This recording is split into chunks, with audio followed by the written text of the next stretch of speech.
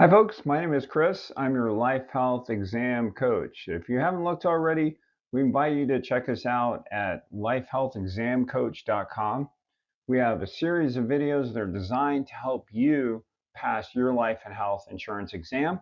We also have an offer to guarantee that following along with us will guarantee that you will pass your life and health exam. So, again, check us out at lifehealthexamcoach.com. Today we have a video on universal life insurance. So let's get into our topic of the day. The universal life insurance is a kind of permanent life insurance that's different though from whole life insurance. The big difference is it's made up of two components, term life insurance on the one hand and cash value. So it does have cash value as a permanent life insurance product. And it can last you your whole life. It can be permanent, but that life insurance component is actually made up of term life that you're paying for as part of your premium for your whole life. So the main difference, reason why this product was created is to generate a sort of flexibility in the key components of the life insurance policy. And if you recall from other videos, those key components are the premium, cash value, and the face amount, which is also known as the death benefit. So let's take a look at how those work in universal life insurance.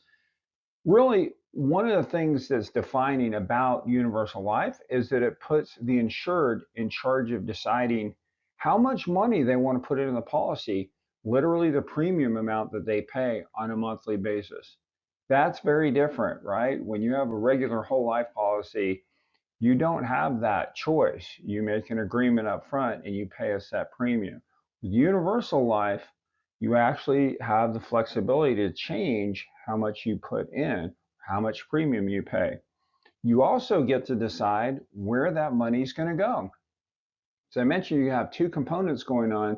You have cash value and you have your life insurance component. So you can determine how much you want to go into your cash value accumulation and how much do you want to go towards your insurance cost.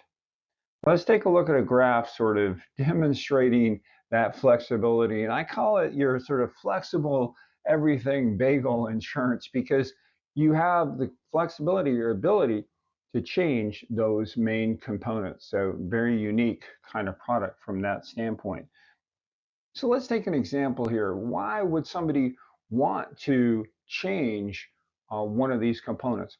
Well, let's say maybe you had a job change or you were facing struggles with paying a premium and you decided you wanted to reduce how much premium you wanted to pay. Now, that sounds great, but remember, there are, of course, consequences to every choice that you make.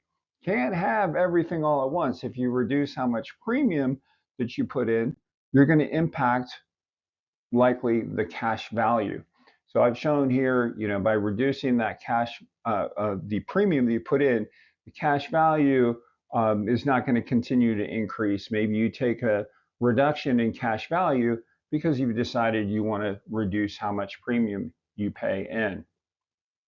Now, let's say, a few years later, or even a few months, you decide you want to pick back up with that premium, maybe pay more in. You could actually pay extra if you wanted to. You can see that cash value then picks right back up as well over time.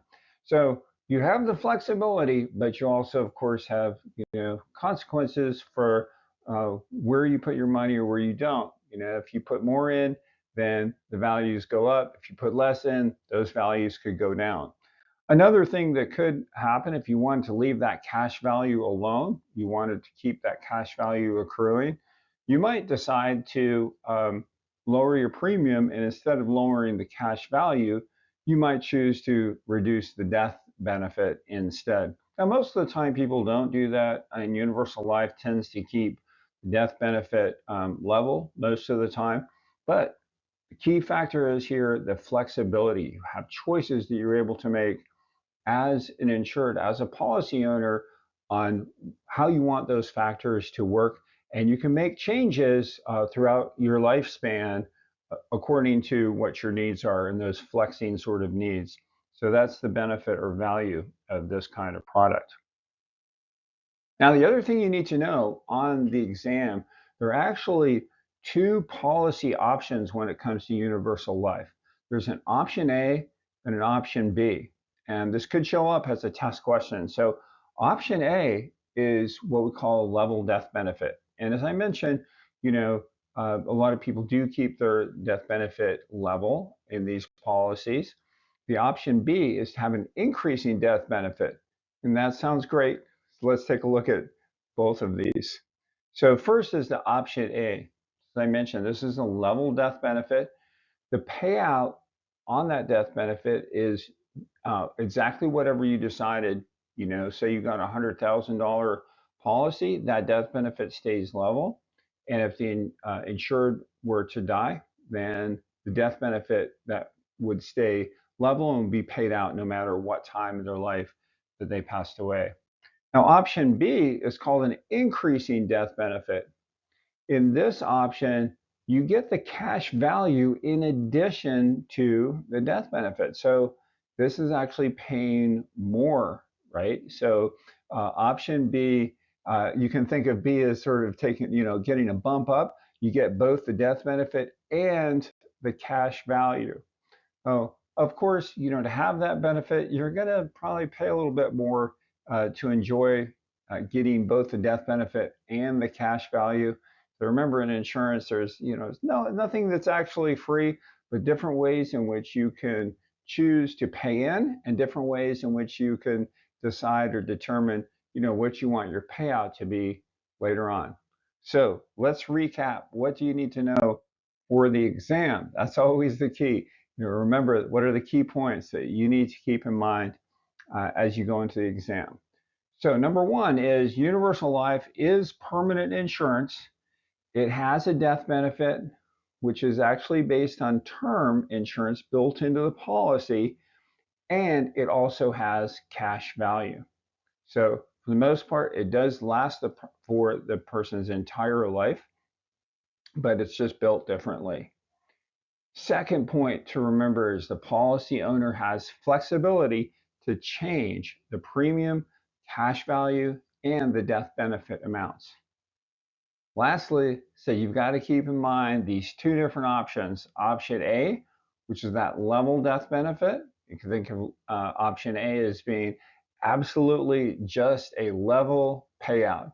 And you can think of option B as being a bump where you get an increasing death benefit because you're going to have the payout of both the death benefit and the cash value if you select option B.